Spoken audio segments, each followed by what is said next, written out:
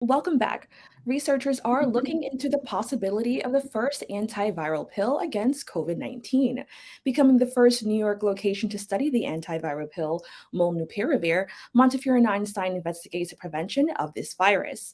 Joining us for discussion on this research is Dr. Barry Zingman, principal investigator for the study at Montefiore and Einstein. Doctor, thank you so much for joining us. Thank you. So, can we just first start off by talking about Molnupiravir? Can you explain what that is? Molnupiravir is a promising antiviral medicine that, if it works against COVID, helps to prevent the virus from growing, from replicating itself and infecting other cells in the body. And in a study that was actually announced about 3 weeks ago from Merck of the drug, the medicine given to people with early COVID did reduce their risk of hospitalization or death from COVID. So it produced the first really impressive results of an oral antiviral medicine for COVID that can be given by prescription potentially to outpatients with COVID. Now, this is a companion study with that, looking to see whether or not the same medicine in the same doses can help to prevent COVID in people who are very, very high risk of getting it. And so that is people who are living in the same household as somebody with COVID and are themselves unvaccinated. So if you're living with somebody with COVID and you're unvaccinated, that is a very high risk situation. And so we are studying this. It's actually an international study going on at places all around the world to see whether or not this new medicine can help prevent COVID and the complications of COVID. Now, you just mentioned that it's a study all over the world. All over the world, we know that this could have stemmed from Britain. What were some of the findings from the study that inspired research here in the Bronx in New York? So the first study, which proved that the medicine actually works in people with COVID, showed that the rate of hospitalization or death, the worst outcomes that we see for people with COVID, was reduced by 50%. So there were half as many people who developed these severe complications if they got the molnupiravir early in their course of COVID. This is a critically important finding, and this approach is one that the whole world would like to embrace because the medication could be easily available. You potentially could get it at your local pharmacy. You don't have to go be scheduled for an intravenous infusion for treatment. It would be very accessible, and it would be really open to anyone. And so that's very, very attractive to us. People in the Bronx and surrounding areas need an accessible medication or accessible treatments for COVID-19. And we're not just looking at this now. Unfortunately, we are looking at the COVID pandemic going on potentially for years to come. And so having more treatment options for people with COVID is really essential. So, what will this research look like? And basically, that just means who is involved, how long, and what are you hoping to find? So about 1,000 people around the world are going to be in the study. Half of the people in the study get the molnupiravir. Half of people in the study get a similar looking placebo tablet, a sugar pill kind of tablet.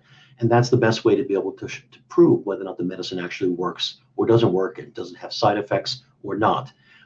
And what we're going to be looking at is whether or not a person comes down with COVID at all, so by a positive test of their nose, whether or not they develop symptomatic COVID of any degree, fevers, chills, coughing, and very importantly, whether or not they have a need to go to an emergency room, be hospitalized, or die from COVID.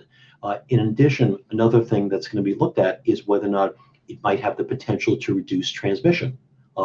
So we're certainly hoping that if we can stop the cycle of one person giving it to the next by intervening with the medication, that would really help the overall pandemic even in the community as well. So we're hoping that it can benefit the individual as well as the community.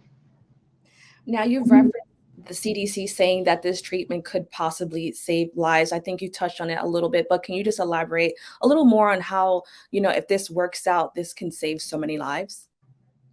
So the information we have right now so far is from the company that makes the medication, Merck. It has not been published in a journal yet. It hasn't been peer reviewed yet.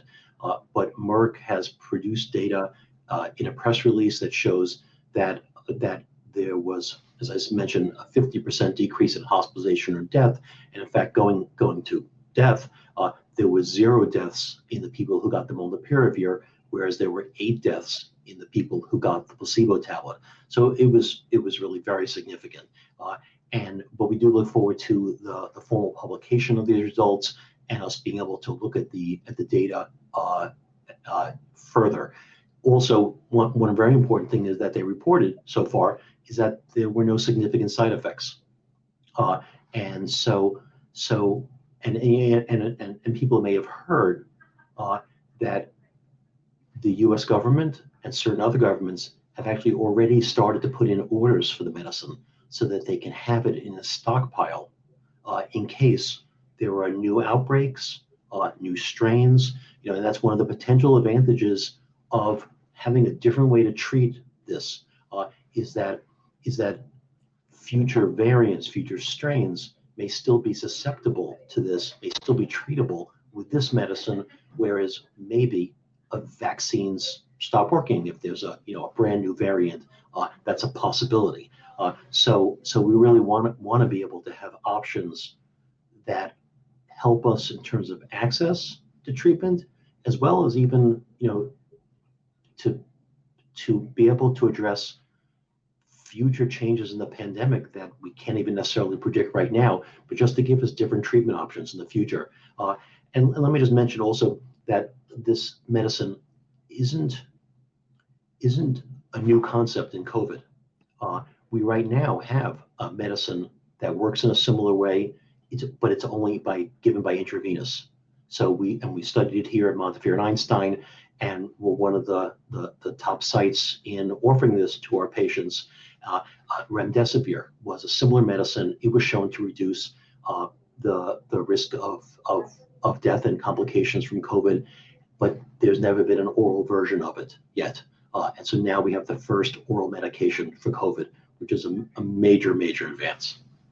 Well, that's amazing. So I'm happy that you got to that. Do you think that the oral medication could potentially have a much larger impact? Absolutely. We expect that a pill like this for COVID is going to be much better accepted around the world, much more available around the world, much more easy to manufacture, to distribute to local pharmacies. It should be less expensive. Merck has already announced that it's going to be significantly less expensive than certain other treatments, like people have heard about monoclonal antibodies that can be given to treat COVID early on or to prevent COVID. This should be less expensive, easier to get, better tolerated, and so we think that this will be a solution in certain situations. And let's just also remember that in much of the world, the only treatment that may be very accessible to people is pills. So the monoclonal antibody that is available is intravenous. It takes specialized care and monitoring. It's very expensive. And so it's not really available to a lot of people and in a lot of places around this whole world. And we've learned from early on with COVID that you do need to come up with solutions that will work for the whole world. You can't just have a solution that works for your community or your city or your country because it's a worldwide pandemic. So this helps us to extend that principle to treatment, being able to offer treatment now all around the world. Now, if this were ready to give to people, do you think there would be difficulty getting those who refuse the vaccine to take this antiviral pill? Well, that is a possibility. That if people are scared of certain things, they're going to be scared of other things too. But certainly from our experience is that many people are more comfortable taking a pill than injections or infusions of different things. They feel more comfortable with that kind of way of taking a treatment. So we certainly hope that that if the medication is approved by the FDA and shown to work and be safe and effective, that people in need will take it. Let me also just mention another group of people, not just unvaccinated, who might benefit from this treatment in the future, and that's people who may not have responded to the vaccine. We have hundreds of thousands of people around the United States and millions around the world who are immune compromised, who have underlying conditions that make it harder for the vaccines to work. So this treatment, although we're not studying that population in this first study to tell whether or not the medicine works at all, that population would be a very important target of this medication if it is shown to work, because folks like that really need everything they can get to try to fight off the virus. So, doctor, thank you so much. Can you just let us know how can people stay updated with this study and Montefiore? Sure. Thank you. So we are looking for unvaccinated people living in a household with somebody with COVID-19. You have to be enrolled in the study within 5 days of your household contact first getting diagnosed with COVID. So that basically means it's very quick. We have to learn about you 2 or 3 days or even sooner after somebody in your household has had COVID, so that we can start the process, talk to people about the study, do the testing that's required, enroll them in the study, and because you have to be enrolled in the study within 5 days to be able to truly get the medicine in early, to be able to test it. So people who may be interested are encouraged to email us at id_ctu@montefiore.org, or can call us at 718-920-5224, and as soon as possible if you're living with somebody with COVID and are unvaccinated. We hope you're not unvaccinated, but if you are, then give us a call. All right. Thank you so much. We'll be right back with more Open BXRX Tuesday.